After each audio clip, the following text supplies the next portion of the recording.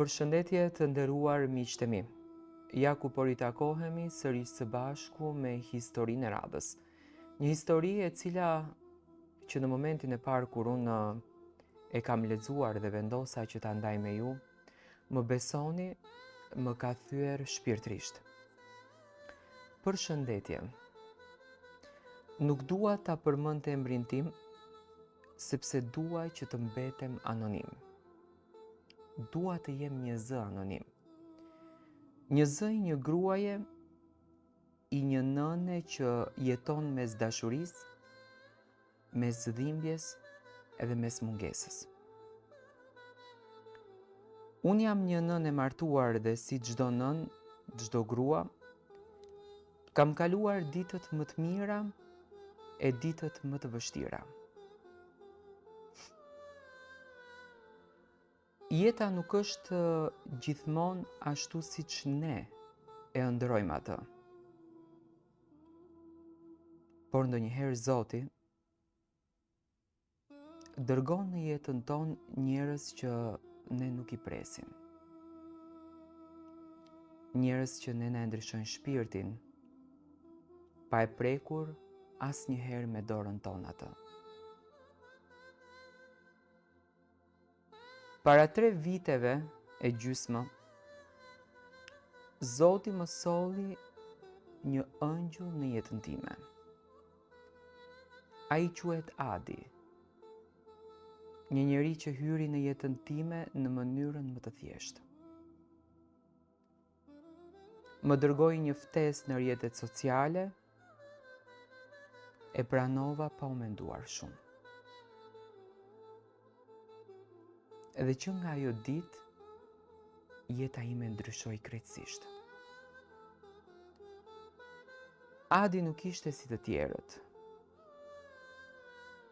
Në çdo fjalë, në çdo mesazh, kishte ngrohtësi, kishte kujdes, kishte dashuri. Nuk më kërkoi asnjë gjë, vetëm që të më dëgjonte. Çdo ditë më dërgonte një mesazh.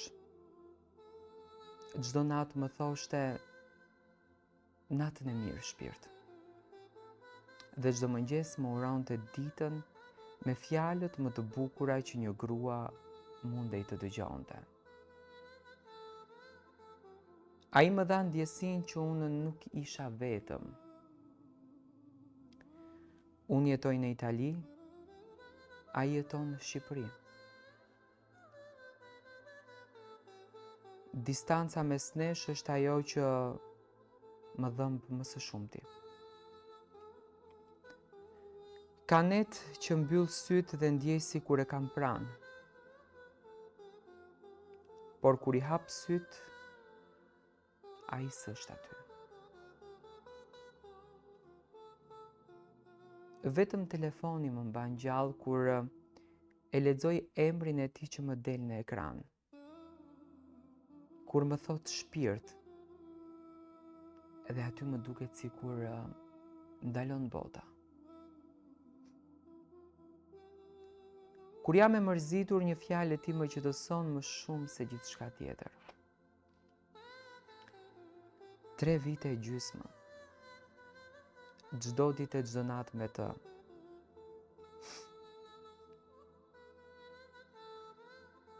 Por kur nuk u takuam, ndonse e kemi ëndruar 100 herë. Sepse i thoja ti nuk do të më takosh kurrë, apo jo? Ai më përgjigjej si mund të mos të dua të takoj shpirt. Unë të dua, por jeta, distanca, koha gjithmonë na ndan. Dhe megjithatë dashuria jonë nuk u shua kurrë. Përkundrazi ajo u rrit çdo ditë. Si një zjarr.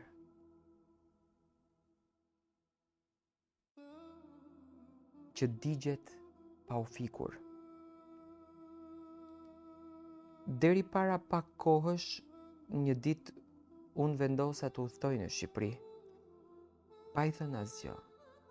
zemra më rikte fort. E dija që ndoshta më në fund do ta shihja ëngjëllin tim. Kur i shkrova jam në Shqipëri, ai u shtank. Më tha seriozisht ke ardhur në Shqipëri?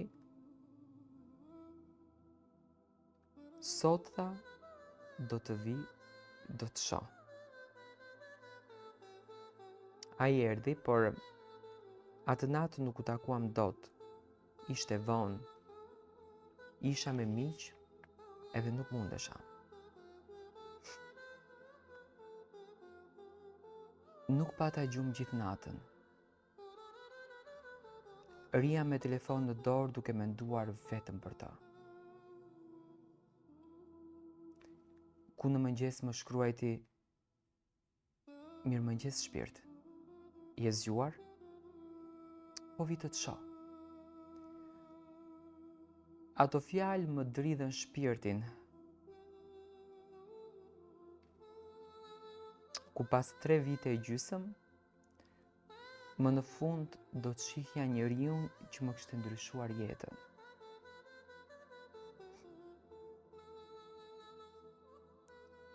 Kur e pash, zemra më ndaloi për 1 sekond.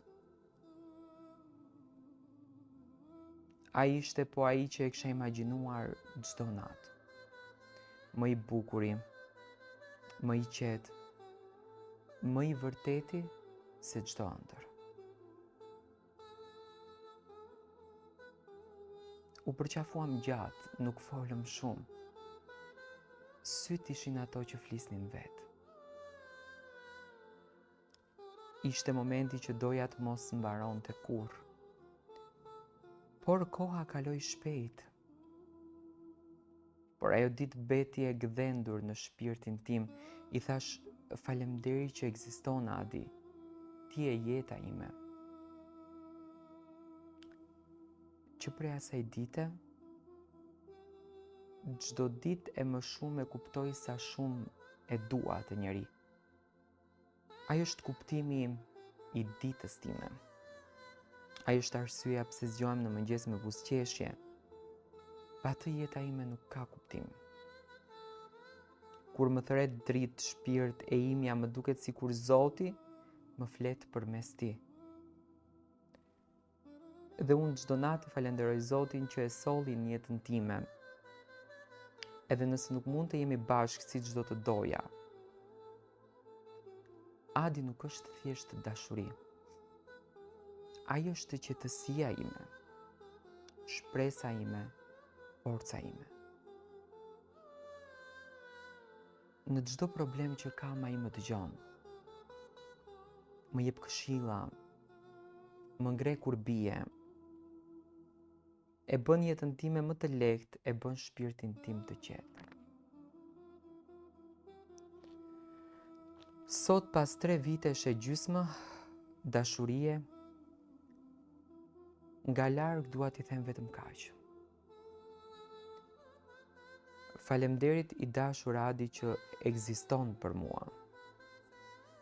Faleminderit që më jep dritën edhe nga larg.